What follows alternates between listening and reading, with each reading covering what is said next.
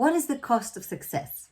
What are you willing to give to be really successful? That's a question that I had to answer when I was in my 20s performing in New York, and I was offered $60,000 to have my first album produced. Now, I had just decided to move to Brighton to be with a man that I loved when that email came in, but ooh, that is an opportunity you just can't say no to. So back I went to New York to explore the thing. And 10 days it would take to get all the money released. We would go to LA, produce this amazing album. Every week the stories were becoming brighter and bolder.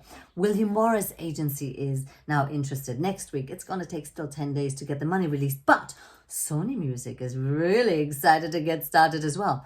And everything is hush, hush. We would speak to this investor producer from the payphone of a hotel lobby or basement because nobody must hear about this. It's all very secret. You don't want to mess up the deal. See, the agent between me and this producer investor felt very... If I would give her an animal, it would be a crocodile. Her eyes were really harsh and cold. Her voice raspy and low. And she was definitely New York paranoid. We could not speak about anything in the house because the concierge has ears. And she was not impressed with this boyfriend of mine in Brighton. What do you want to do with him? He's nice to you now, aren't they all? But once he's got you, he's gonna lock you in a golden cage and throw away the key. Kid, you got talent. You need to be free. Mark my words, men. It took about an hour every time that I spoke to her that I needed to unwrap myself from this very sticky energy that held me very tight. And so I began to wonder, am I still following my heart? Or does success mean that you have to just get on with it? And sometimes you don't like people, but you know what? You just go through that. That's part of it. Well, that's a difficult question to answer, especially as things got hotter and hotter. And at some point I voiced my concern about this time delay and everything. You're afraid of success. That's your problem, kid. Listen, these opportunities don't come around every day.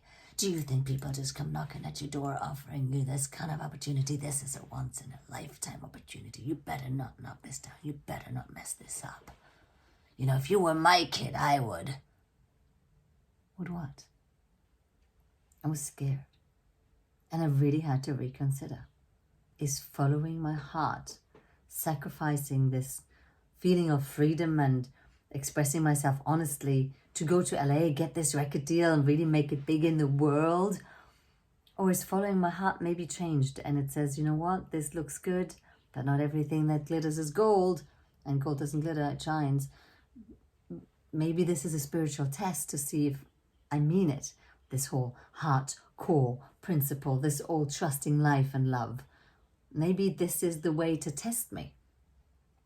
In fact, I became convinced this was the way to test me. My heart was with this man. My heart was trusting my intuition that my music would find its opportunities. Look, if I'm so talented, I can make it in England. But I don't need to sacrifice myself for success, surely. So, I disappeared out of New York City. And I thought, because I so beautifully followed my heart, that the rest will follow. You know, I did the right thing. Spiritually and all that, super aligned. But that didn't happen. Instead, I ended up as a waitress for a long time.